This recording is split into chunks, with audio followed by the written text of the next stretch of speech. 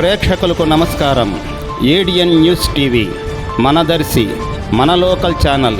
ADN news TV ప్రేక్షకులకు నమస్కారం. వార్తలు చదువుతుంది మీ ప్రసన్నారాం.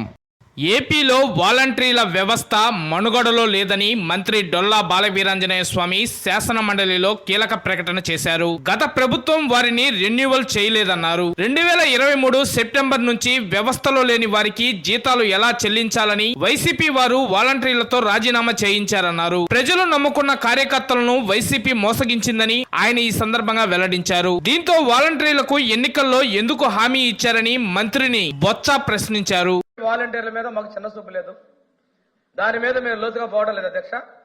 వాళ్ళని సహృదయంతో చూద్దాం అన్నాం. వారు చెప్పిన మాటే ఉంటే కదా అధ్యక్ష కొనసాగించడానికి, లేనిదాన్ని ఎలా కొనసాగిస్తాం అధ్యక్ష? నేను సమాచారం అదే ఇచ్చాను అధ్యక్ష. లేరు కాబట్టి చేయలేకపోయాం. ఇంకోటి, ఈ వ్యవస్థ మీద ముఖ్యమంత్రి గారు ఇంకోటి చెప్పారు అధ్యక్ష, సమగ్రంగా పరిశీలన చేయండి అని కూడా చెప్పారు అధ్యక్ష. ఇక్కడ చాలా అభ్యంతరాలు వచ్చినాయి అధ్యక్ష. అసలు ఉద్యోగాల్లో లేనటువంటి వాళ్ళ రాజీనామాలు, ఉద్యోగాల్లో లేనటువంటి వాళ్ళకి జీతభత్యాలు, ఈ విధంగా పోతే ఎంతమంది మీద చర్యలు తీసుకోవాలి? వీటన్నిటి దృష్ట్యా ప్రస్తుతం లేరు అధ్యక్ష. దీని విషయంలో నేను చెప్పి ఇంకో విషయం అన్నారు, మీరు మాట ఇచ్చారంటున్నారు.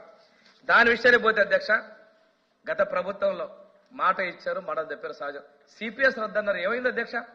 ఈ సభలో చాలా అడిగారు, ఏమైంది అధ్యక్ష?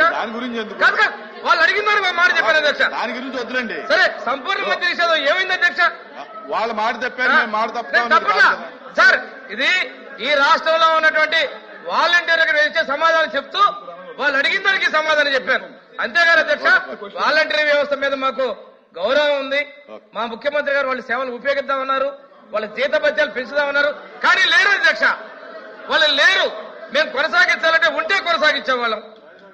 అందువల్ల రాజీనామాలు ఫేక్స్ అధ్యక్ష, లేని వాళ్ళ రాజీనామాలు.